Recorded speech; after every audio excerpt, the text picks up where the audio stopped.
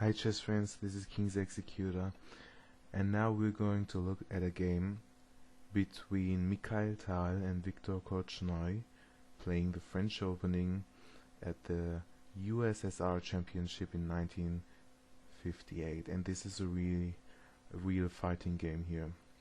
Mikhail Tal opened e4 and Korchnoi played his favorite defense, and he played both the Winawer, which was played here, and the classical variation knight f6.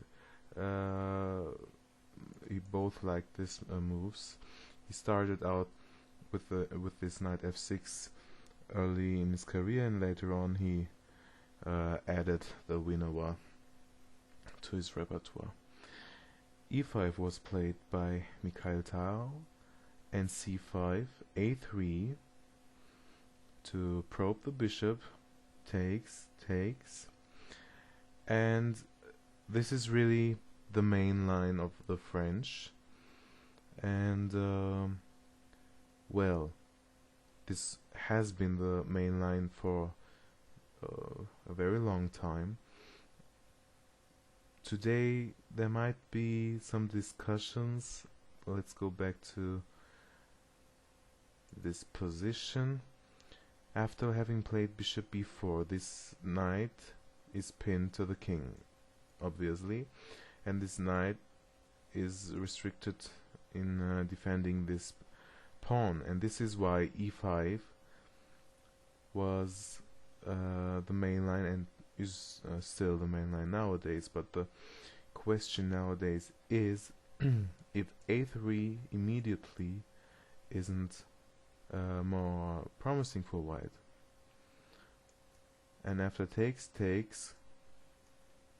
sorry, black is to move, say take the pawn here, win a pawn, and then queen g4, and this pawn is now unprotected due to the missing king's bishop. In this position we can go knight f6, we can go queen f6. Queen f6 would lose the pawn in the center, so this would keep the e-pawn, and after takes, this, queen e3. This is a position which really could be the new main line. I think this is called a blitz variation of the French.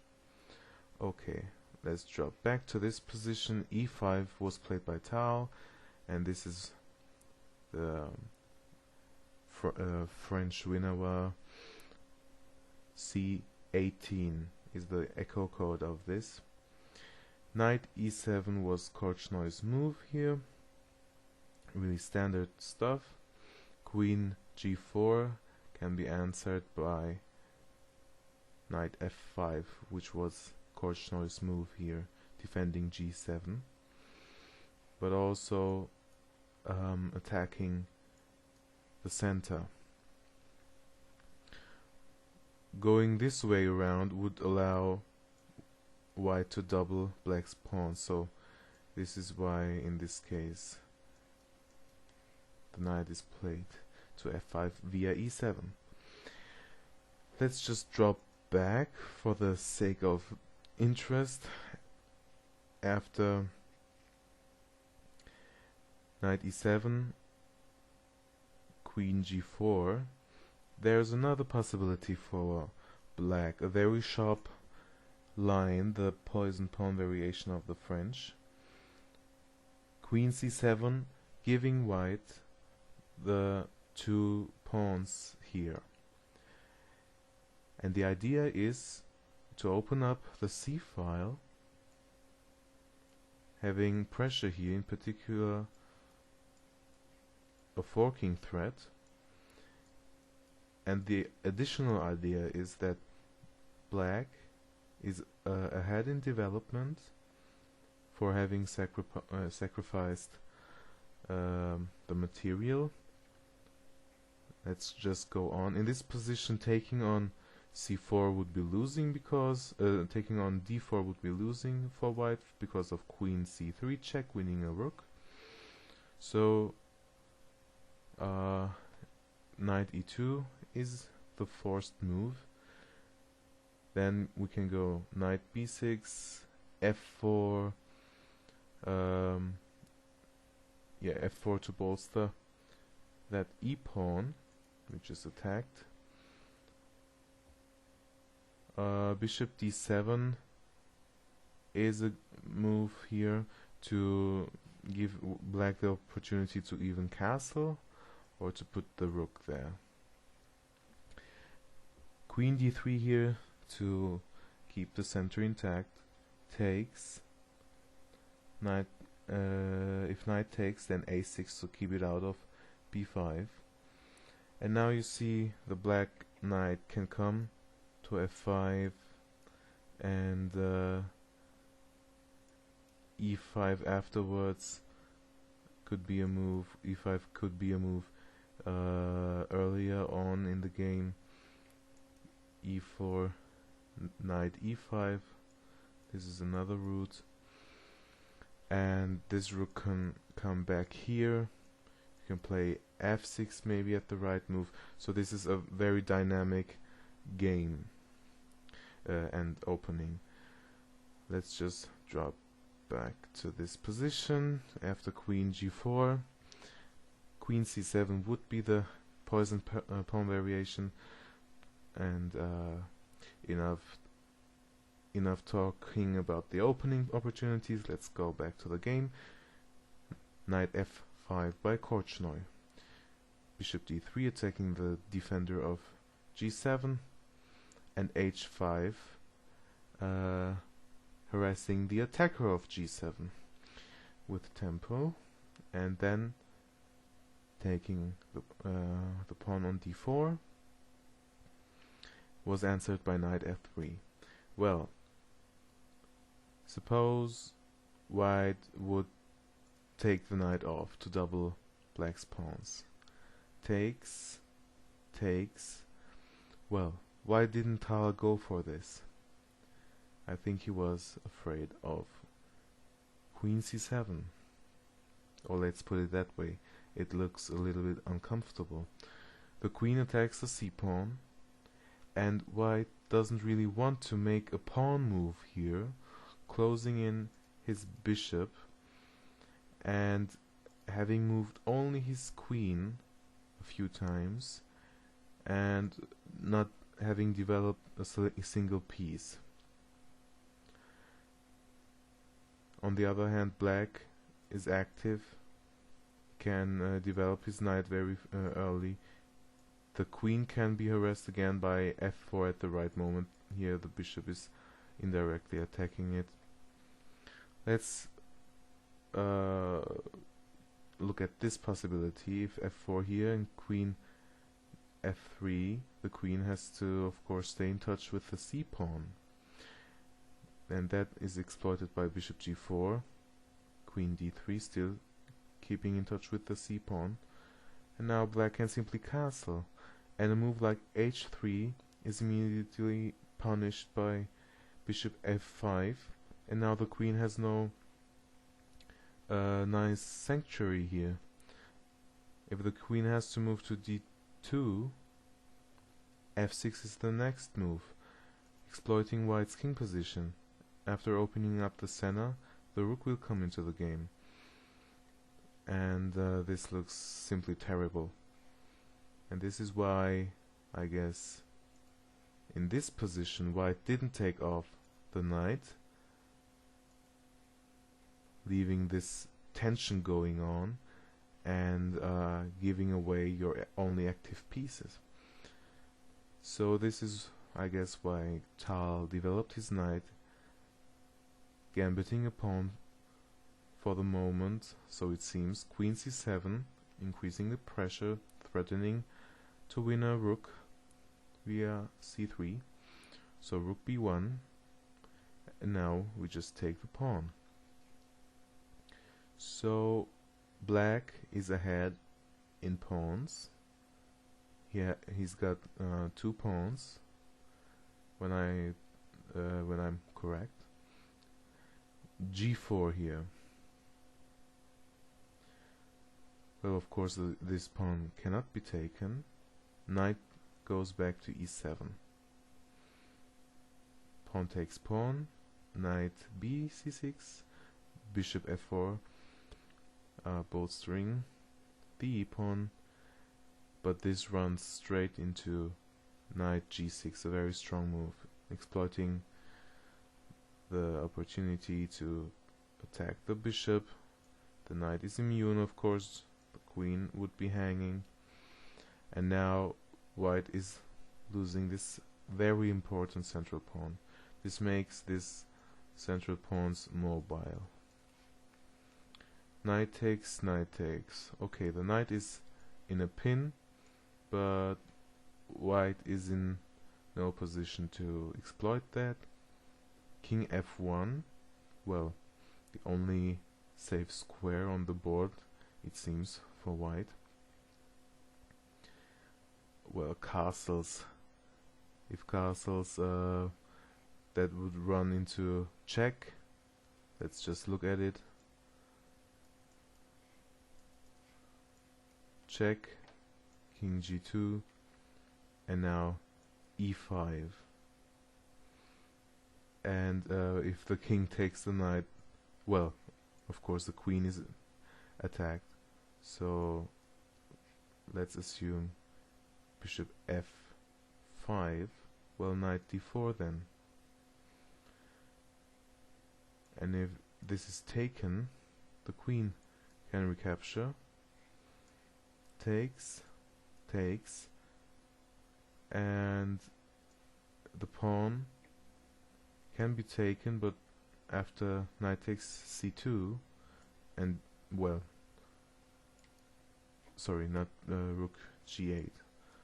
This would lose. Rook takes here.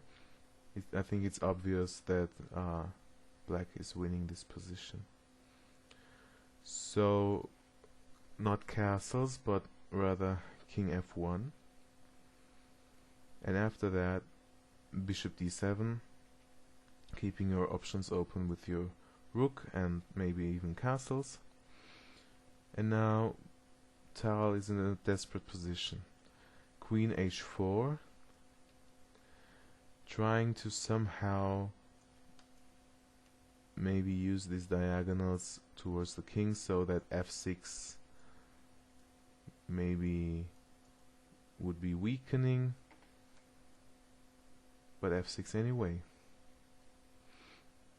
Now the knight is taken, takes. Let's just drop back to this position. If instead check, that would run into knight takes, and both queens are attacked, that would lose a piece simply for white, so takes, takes. And well, after check here, simply King E7. This is alright, okay for black. Just let's briefly look at it. King goes here, and if rook takes here, rook HB8, check. This is a fine position. Black is winning this easily. So rook B7 immediately. Rook B8, takes, takes. Queen G4 attacking the G pawn. King F1 protecting it. Rook G1. And now there are two moves. One move would be Rook G8, but I think Korchnoi didn't like that very much because of H6. G5 would have been the only move then, and after H7, rook back, and H4. This is a very difficult position, and being a human and being under very nervous pressure, I think it would be hard to make a very big difference between Queen E1 or f4 here, and queen f4 would be the only move to hold this position. So let's drop back to this position. Korchnoi played the only other move available, g5. This was taken en passant, and Korchnoi played king g7 here very correctly.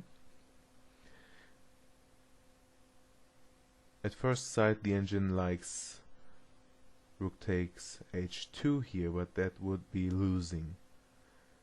Check, and bishop g6 is the holy grail in the position for white. The idea is, let's say check, check, and the queen cannot go g5 because the e-pawn would hang with check. So let's say rook takes f2, increasing or renewing the threat of bishop e2 check. That would run into this sacrifice and queen check, and this is made very fast here. So let's drop back. In this position, Korchnoi didn't take the pawn. He played king g7. Of course, you want to block that passed pawn, and the bishop is blocked and hemmed in as well. h4 looks scary, and Korchnoi plays a funny move, a5, and well, that would really say to Tal, come and get me. Rook g3 here. I think there's another possibility here, rook h1, but let's say, well, what could we play? We could play, for example, queen c8, preparing e5, attacking the queen, and then e4, keeping this bishop out. Afterwards, maybe the bishop can even go here and check, and this pawn could be falling. Maybe. Let's say h5, e5, queen h4, and rook h6, and the attack is blockaded. Okay, let's drop back. Rook g3 was Tal's idea. Check. And now the queen is on the diagonal of the king. h5 and d4 check. Bishop d4, bishop e4, bishop c6, takes check. King g1 and queen d5. Well, Korchnoi sees no ghosts here. He has everything under control. He's got the h-pawn under control, and he has his queen on a very nice central square here.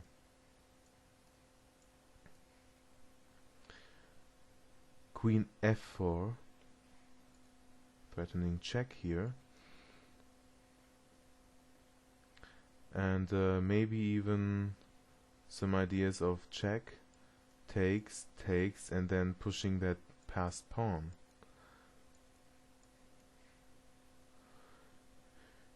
Queen e5, and indeed h6 check had been played. Rook takes was Korchnoi's idea here. Let's just drop back. I think a better move could have been sorry, let's just drop back. Black is to move, and Korchnoi played queen e5, and queen f3 would have been a better move here. Trying to check this way,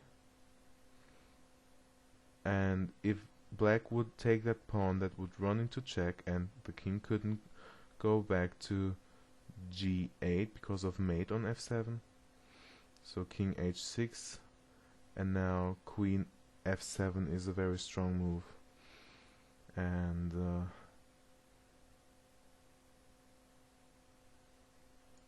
pawn is dropping here.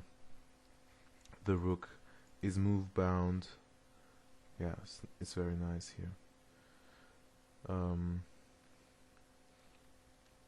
If check, King G2, and there is nothing else for for black. Sorry, white is winning here.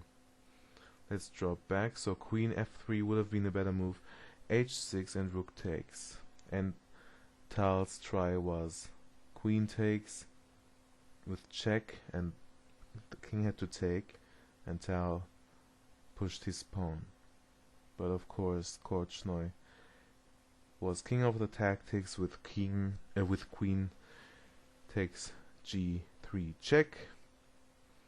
How nice that this is with check, and in this position Tal resigned because after takes and takes, black is simply ahead two pawns in a 4-pawn chain of very nice passed pawns in the center.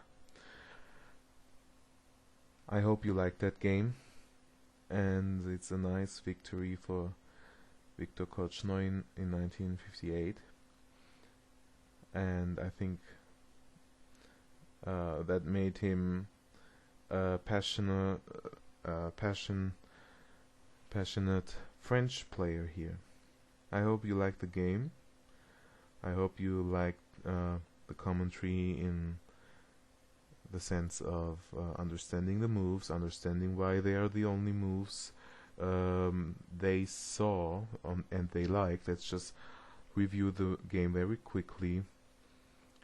These are the standard opening moves. H5 takes, and this is why you see that a positional opening like the French is very nice for developing your pieces, playing in the chess manner, in the opening and principal manner of chess. And if the only thing that you can learn, a very important thing you can learn in chess is when you play positional openings, that if your opponent tries to push too hard, well, then his opponent's pieces will splash in his face. And this is a very nice example of how to handle an early queen attack and put white attack at bay here. White just couldn't manage to activate his queen. He just lost many tempi pushing it around, and Korchnoi played very precisely here.